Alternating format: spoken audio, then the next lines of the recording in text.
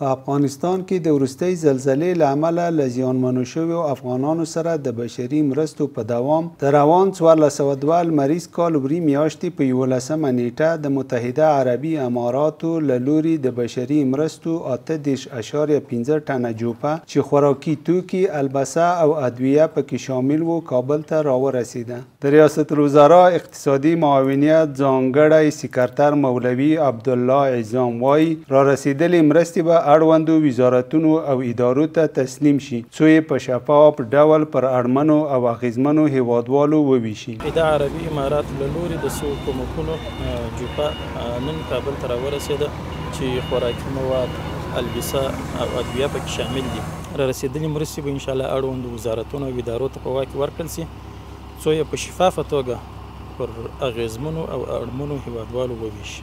د ریاست الوزرا اقتصادي معاونیت له بېوزله افغانانو سره د متحده عربي اماراتو د بشري مرستو هرکلی کوي او دا ډول چارې د دواړو هیوادونو ترمنځ د اړیکو د پراخېدو او پیاوړي کېدو لامل بولي. موږ د متحده عربي اماراتو د دغه اقدام ستاینه کوو او د هیوادوالو سره د کړو مرستو یې مننه کوو.